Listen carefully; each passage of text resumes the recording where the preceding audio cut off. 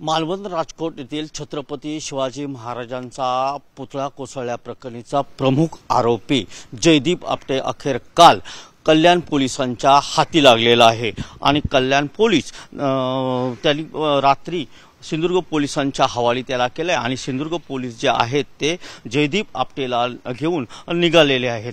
आपण आता आहोत मालवण पोलीस स्थानकामध्ये। या इथेच त्याच्यावर 109 सारखा असा गंभीर गुन्हा जो आहे तो दाखल झालेला आहे। त्यामुळे त्याला इथे मालवण पोलीस स्टेशनमध्ये आणलं जाईल आणि त्यानंतर त्याला न्यायालयात उभं केलं जाईल। खरं तर पुतळा छत्रपती शिवाजी महाराजांचा जो पुतळा होता त्याचा शिल्पकार हा जयदीप आपटे होता आणि 26 तारखेला हा पुतळा कोसळल्यानंतर त्याच्यावर लागलीच गुन्हा दाखल करण्यात आला। मात्र जयदीप आपटे जो होता तो फरार होता आणि त्याच्यासाठी सिंधुदुर्ग पोलिसांनी जवळजवळ 7 पथकं जी होती ती तयार केली होती। त्यातील 2 ही पथकं तांत्रिक विश्लेषणासाठी होती तर 5 पथकं जी होती ती मुंबई, कल्याण, ठाणे, कोल्हापूर आणि गोवा या ठिकाणी त्या जयदीप आपटेचा शोध घेत होती। ओएसिस फर्टिलिटीच्या तज्ञांनी IVF उपचार पद्धतीद्वारे 1 लाखांहून अधिक जोडप्यांना मातृत्व प्राप्तीचा आनंद दिला आहे।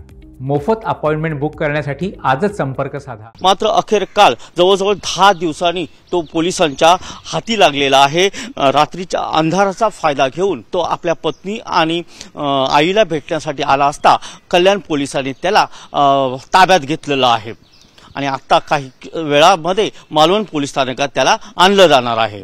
कॅमेरामन किशोर बोवरसह महेश सावंत, TV9 मराठी, सिंधुदुर्ग।